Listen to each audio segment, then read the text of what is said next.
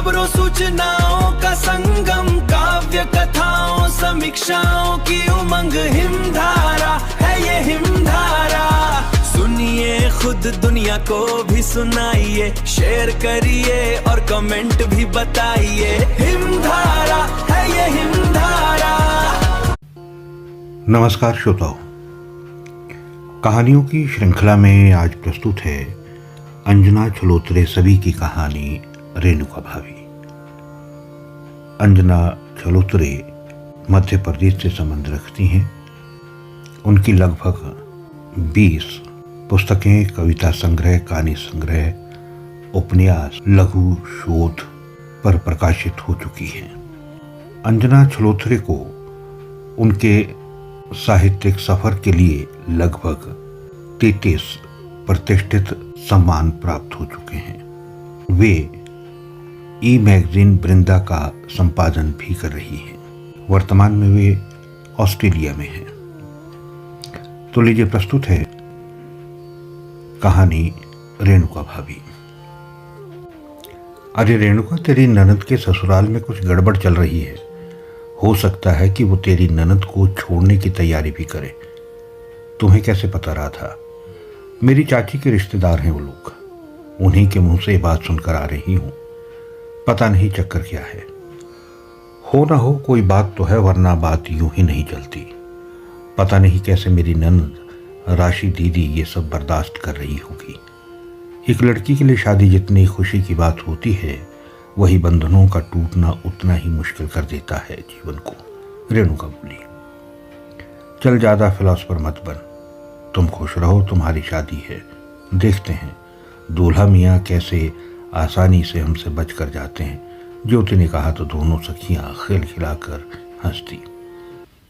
रेणुका की बेचैनी कम होने का नाम नहीं ले रही है। उसे नारी होने की पीड़ा और उसके दुख का आभास हो रहा है। वो सोचने पर मजबूर हो गई कि राशि दीदी का क्या हाल हुआ होगा। भाई की शादी का जश्न वो ऊपरी तौर पर तो मना रही होगी, लेकिन अंदर से अपने अनिश्चित भविष्य का डर उन्हें खाए जा रहा होगा। जिस परिवार में वो जा रही है, वहां वो राशि दीदी के साथ हमेशा खड़ी रहेगी, सोचकर उसे कुछ राहत मिली। बारात आई, राशि दीदी भी आई। कीमती साड़ी में वो आज दमक रही है। लगता ऐसा है जैसे बड़े मनोयोग से अपने बनाओ श्रृंगार पर ध्यान दिया है। सुंदर तो वो बहुत है, आज तो गजब ढा रही है। रेणुका उनके व्यक्तित्व पर तो पहले से ही मोहित थी, लेकिन आज तो उनसे इस छवि से प्यार हो गया। रेणुका अपनी ही सोच पर मुस्कुराती। वरमाला के बाद स्टेज पर जब रेणुका अमित बैठे तो रह रहकर रेणुका की नजरें सामने बैठी राशि दी पर अटक जाती। अपने 1 वर्ष के बेटे को संभालते संभालते थक सी गई है। जीजाजी स्टेज पर हैं। उन्होंने एक बार भी बेटे को दीदी की गोद से लेना जरूरी नहीं समझा। रेणुका को अपने आप ही जीजाजी से चिढ़ होने लगी। उसका मन कर रहा था कि दौड़कर जाए और दीदी की गोद से बेटे को ले लिया जाए। थोड़ी देर बाद राशि दीदी की ओढ़ी हुई खुशी काफुर हो गई।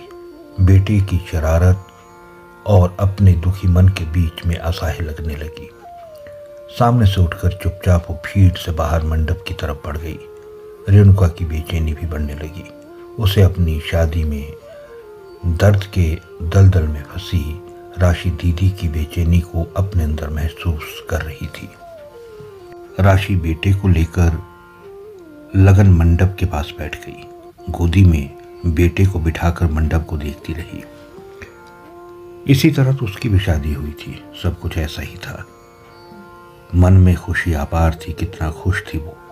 सभी सहेलियां उसकी किस्मत पर रश्क करके रह गई थी। ससुराल जाकर सारे सपने हवा हो गए। नौकरी की दौड़ धूप में प्यार का पता ही नहीं चला कहाँ गुम हो गया। बस नलिन के लिए माता पिता बहनें सर्वोपरि थे। वो एक चलती फिरती कमाने वाली मशीन से ज्यादा कुछ नहीं। राशि ने सोचा था कि शायद संतान के बाद नलिन का व्यवहार बदल जाए, किंतु उल्टा वो बिगड़ता चला गया। अब तो यदा कदा हाथ भी उठ जाता। पढ़ी लिखी राशि समझ ही नहीं पा रही थी कि माँ बहनें कैसे अपने भाई को उल्टी सीधी बातें पढ़ा सकती है और नलिन कैसे बिना सोचे समझे उनकी बातों को सही मान लेता है। उसके मायके में कभी परिवार के बीच ऐसा होते नहीं देखा, इसलिए वो ये बातें समझ नहीं पाती और बात इतनी बढ़ जाती कि सफाई देने का वक्त निकल जाता और वो आहत कर जाती। भाई की शादी का निमंत्रण लेकर पापा आए तो सास ने कह दिया 2 दिन पहले भेज देंगे, यहाँ घर पर भी तो काम होते हैं, मैं बीमार रहती हूँ, काम कौन करेगा। सो तो ठीक है समधन जी, इसकी माँ अकेली है, भाई की शादी की तैयारियाँ इकलौती बहन ही तो करेगी, इसके अलावा कौन करेगा। आप तो समझदार हो, आप इसको मेरे साथ भेज दो, पिताजी ने विनम्रता से कहा। सास चुप लगा गई, मन ही मन जाने कितना कोसा होगा पापा को। राशि पीहर आ तो गई पर सास ने जेवर नहीं दिए शादी में पहनने को। अपने से जा रही हो तो खुद अपनी व्यवस्था करना, सास ने निकलते हुए दबे लेकिन धमकी भरे स्वर में कह दिया। राशि का मन बुझ गया, परिवार के सामने अपनी ससुराल की इज्जत कैसे बचाती। सहेली की मम्मी से जेवर ले आई, शादी में काम चल गया। राशि एकटक मंडप को निहार रही है। दुल्हन घर जाएगी तो मुंह दिखाई क्या देगी। वेतन के पैसे सारे नलिन हर माह किसी न किसी बहाने निकाल लेते हैं, बैंक में पैसा भी नहीं है। माँ से भाभी को देने को मांगते संकोच हो रहा है। पापा की बीमारी की वजह से माँ का हाथ भी तंग है, फिर उन्हें उसकी स्थिति की जानकारी भी नहीं है। कैसे बताऊं कि उनकी बेटी की हालत क्या है। पूरी शंका है कि इस बार वापसी के द्वार बंद हो जाएंगे। कुछ दिनों से उससे पीछा छुड़ाने के व्यंग्य बाण वो सास ननद से सुन चुकी है। अब लगता है कि सोची समझी साजिश है, वरना शादी में सास ससुर आते और अपने खानदान की बहू को यूं बिना जेवर रहने देते क्या। राशि ये क्या कर रही हो, चल अमित बुला रहा है, परिवार के साथ फोटोग्राफी चल रही है, आ जाओ, कहते हुए पापा ने बेटे को गोद में उठा लिया। राशि अनमने मन से उनके पीछे चल दी। स्टेज पर नलिन मुस्कुराते हुए खड़े हैं। मन किया पूछूं, तुम्हें अकेले मुस्कुराने का हक किसने दिया।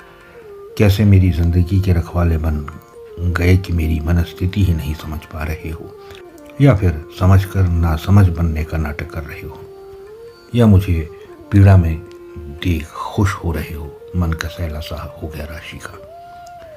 बारात की वापसी के समय नलिन घर चला गया। वो घर तक नहीं आया। रिश्तेदारों ने तरह तरह के क्यास लगाए, वो मौन बनी रही। कोई पूछता तो छोटा सा उत्तर दे देती, सास ने बुलाया होगा, कोई जरूरी काम होगा कहकर नजरें चुरा लेती। सुबह होते ही शगुन के दौर चल पड़े।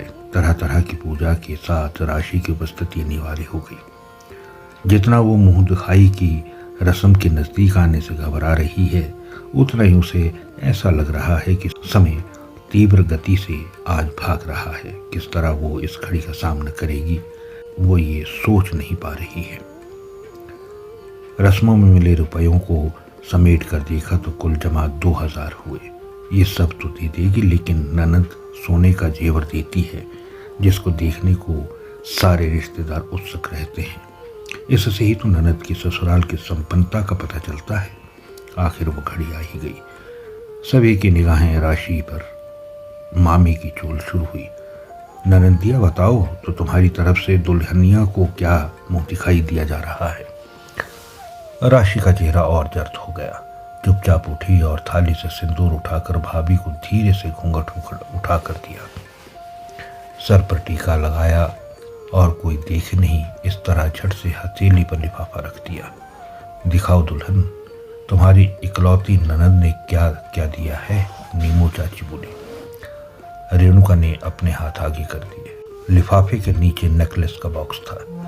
निमी चाची ने खोला तो आह भर कर रह गई। कितना खूबसूरत नेकलेस है। अरे राशि, तू तो छुपी रुस्तम निकली। इतने दिनों में हम सभी पूछ रहे थे कि क्या दे रही है, तब तो बताया नहीं। देखो भाभी है ना खूबसूरत, निमू चाची बोली। राशि के कान में बात पड़ी तो उसने पलटकर रेणुका की तरफ देखा। रेणुका ने आंखों से ही उसे आश्वस्त किया कि हमेशा उसके साथ है। राशि की आंखें भर आई। इतनी अच्छी सोच की रेणुका है। ईश्वर करे इसे सारी खुशियां मिले। एक उसकी शादी है और ये भाई की शादी। रेणुका के व्यवहार ने माँ, पिता और भाई के सुंदर भविष्य का खाका खींच दिया। सोचती हुई वो एकांत कमरा तलाशने लगी, जहां वो अपना अतरंग दर्द रेणुका के सामने खुल जाने की गलानी को आंसुओं की झड़ी से कुछ राहत दे सके। ये थी अंजना चलूतरे सभी की कहानी रेणुका भाभी। आज के लिए इतना ही, फिर मिलता हूँ किसी नई कहानी के साथ। नमस्कार।